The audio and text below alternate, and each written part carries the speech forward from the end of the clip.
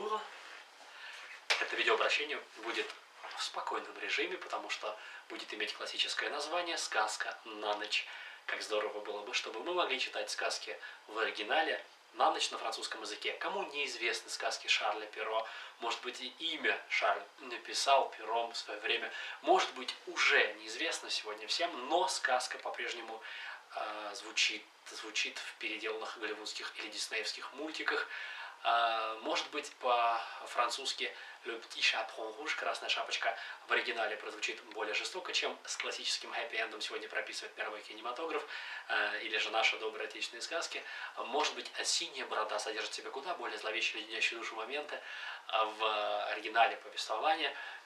Сегодня для сказки на ночь по-французски я выбрал другую сказку, которая называется «La Belle au bois dormant». Переводить сказку я не буду, потому что нацелив в мотивирующем видео вас на то, чтобы мы отчитали вместе эту сказку, а почитать мы ее сможем, потому что я выложу ее в комментарии, и вы сможете в сопроводительном формате почитать эту сказку, следя за произношением, для того, чтобы наслаждаться возможностью читать сказки на ночь по-французски. Или на этом примере сделать себе правильное произношение на ряде звуков, которые вынужден в силу самого характера сказочного повествования читать медленно и более-менее отчетливо.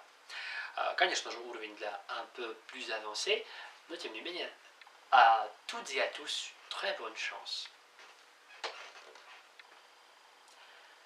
Il était une fois un roi et une reine qui n'avaient pas d'enfants. Enfin, pourtant, la reine accouche d'une fille. On fait un beau baptême. On donne pour marraine à la petite princesse toutes les fées du pays et chacune d'elles lui fait un don.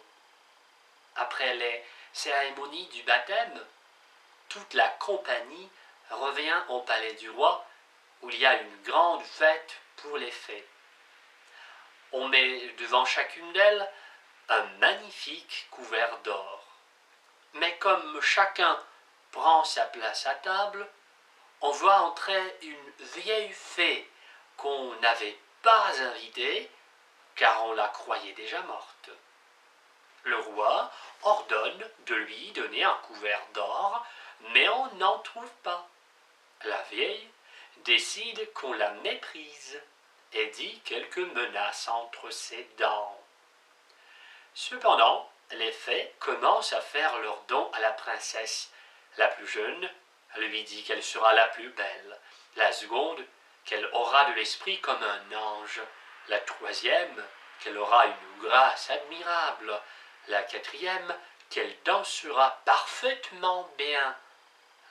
La cinquième, qu'elle chantera comme un rossignol.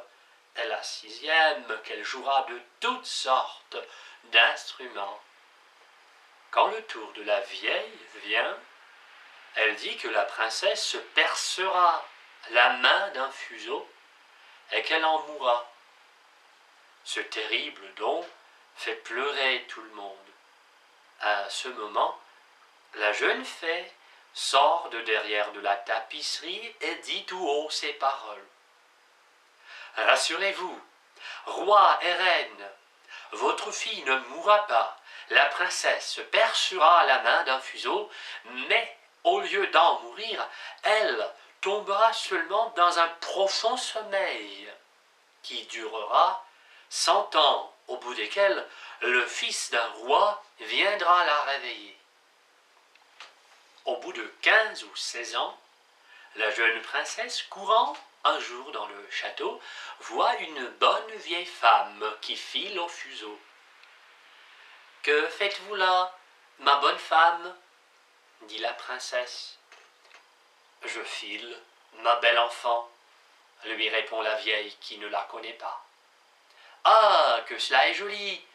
Comment faites-vous » Elle prend son fuseau, s'en perce la main et tombe évanouie. La bonne vieille crie au secours. On vient de tous côtés, on jette de l'eau au visage de la princesse, mais rien ne la fait revenir. Alors, le roi ordonne de mettre la princesse princesse dans le plus bel appartement du palais, sur un lit d'or et d'argent. Elle a les yeux fermés, mais on l'entend respirer doucement, ce qui fait voir qu'elle n'est pas morte. On la laisse dormir en repos. La bonne fée, qui lui sauve la vie en la condamnant à dormir 100 ans, arrive au bout d'une heure. Elle touche de sa baguette tout ce qui est dans ce château. Gouvernante, femme de chambre, officier, cuisinier, garde, page.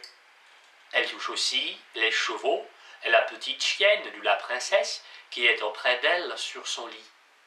Ils dorment tous pour ne se réveiller qu'en même temps que leur maîtresse. Au bout de 100 ans, le fils du roi qui régnait alors et était d'une autre famille que la princesse endormie, va à la chasse de ce côté-là, demande ce que sont des tours qu'il voit au-dessus d'un grand bois fort épais.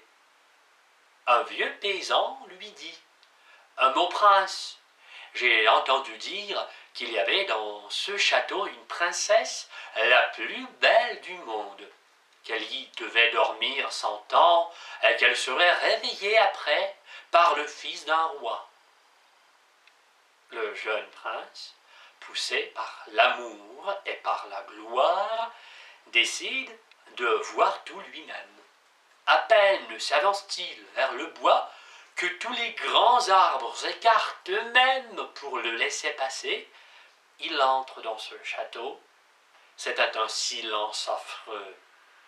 Il monte l'escalier et traverse plusieurs chambres pleines de gentilshommes et dames, dormant tous, les uns debout, les autres assis.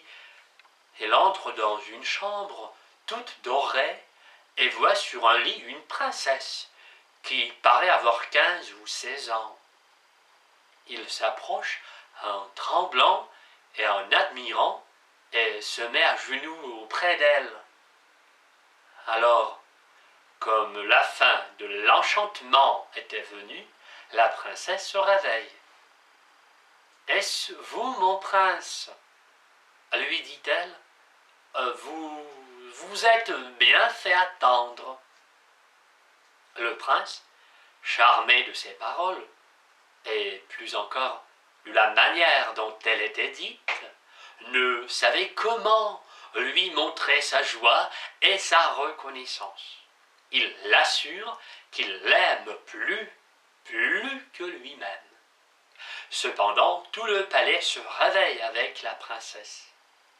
Le prince et la princesse passent dans un salon de miroirs et vont y souper servis par les officiers de la princesse. Les violons jouent de vieilles pièces et après le souper, sans perdre de temps, le grand aumônier les marie dans la chapelle du château. C'est la fin de ce conte. Merci pour votre attention. Uczycie francuski.